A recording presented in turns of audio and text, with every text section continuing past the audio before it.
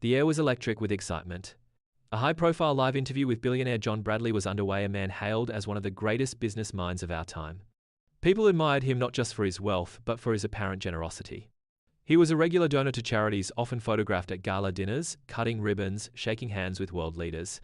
But tonight, something was about to change. Amid the sea of applause and cheers stood a figure most people overlooked at first, a teenager, small in stature, wearing a simple shirt and jeans. Lucas Reed wasn't supposed to be there. He didn't have an invitation. He wasn't a journalist or an investor. He was just a boy with a question. A question that would shake the very foundation of John Bradley's empire. The billionaire was seated in a plush armchair, his smile polished, his every word calculated. He was answering questions about his journey, his strategies, and his vision for the future. Success, Bradley was saying, is about making bold decisions. You can't please everyone, but you can create a better world in the process. That's when Lucas made his move. He walked toward the microphone set up for audience questions. His hands were trembling, but his eyes were steady. This moment had been years in the making. Mr. Bradley, Lucas began, his voice carrying a quiet intensity. I need to ask you something, and I think the world deserves to hear your answer. The billionaire turned toward him, his smile not faltering, at least, not yet. Of course, Bradley said, gesturing for him to continue. Lucas's grip tightened around the microphone. Is it true, he asked, that your first factory was built on land that was stolen from families? The room went silent. It was the kind of silence that presses down on you, heavy and suffocating. The kind of silence that turns curiosity into dread. Bradley's smile froze, just for a second, before he quickly recovered. That's a very serious accusation, he said, his voice calm. I'm afraid you've been misinformed. But Lucas wasn't finished. Not even close. I don't think I am, he said, his voice growing stronger. Because I've spoken to the families who live there. I've seen the eviction notices. I've read the court documents, and I've watched the footage of your security team forcing people out of their homes. Now, the room wasn't just silent, it was buzzing. People exchanged glances. Journalists' pens scratched furiously on notepads. Cameramen zoomed in, capturing every flicker of emotion on Bradley's face. The billionaire's PR team, seated in the front row, looked like they were about to leap out of their seats. Bradley, however, remained seated. His expression hardened, but his voice stayed composed.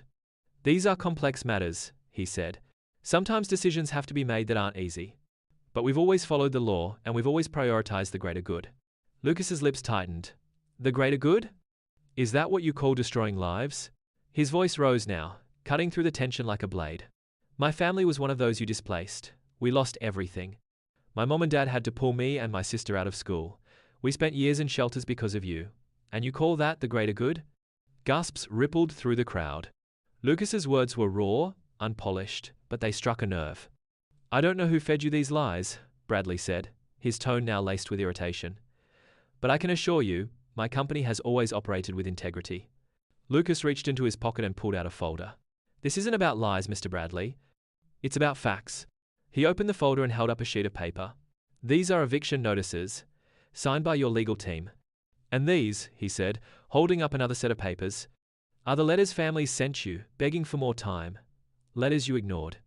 By now the audience wasn't just watching, they were on the edge of their seats. Some murmured in disbelief. Others stared at Bradley, their admiration replaced by doubt. And this, Lucas said, pulling out one final document, is a contract. It shows that after forcing us off the land, you sold it to a shell company for a fraction of its value. And then you used it to build your first factory. The room erupted. Journalists were shouting questions. Cameras flashed. The PR team looked like they wanted to sink into the floor. Bradley leaned forward, his face pale but his voice steady. Young man, you have no idea what it takes to run a global business. Sometimes sacrifices have to be made. That's the reality of the world we live in. Lucas didn't flinch. Sacrifices? Tell that to the kids who grew up on the streets because of you. Tell that to the grandparents who died before they could see justice. Tell that to my mom, who worked 3 jobs to keep us alive. His voice broke slightly on the last word, but he pressed on. You talk about the greater good, but the only person who benefited from this was you. The audience erupted in applause. Bradley looked around, his carefully crafted image unraveling before his eyes. Lucas wasn't done. I'm not here to ruin your life, Mr. Bradley, he said, his voice quieter now but no less powerful. I'm here to give you a chance to make things right. Admit what you did. Compensate the families. Show the world that even the most powerful people can choose accountability over greed. For a moment, Bradley didn't say a word. He looked at Lucas, at the documents, at the cameras. Finally, he stood up, adjusted his tie, and walked off the stage without another word. The fallout was immediate. The story dominated headlines for weeks. Investigations were launched. Protests erupted outside Bradley's corporate headquarters. Some people defended him, arguing that business requires tough choices. But many more sided with Lucas, calling for justice.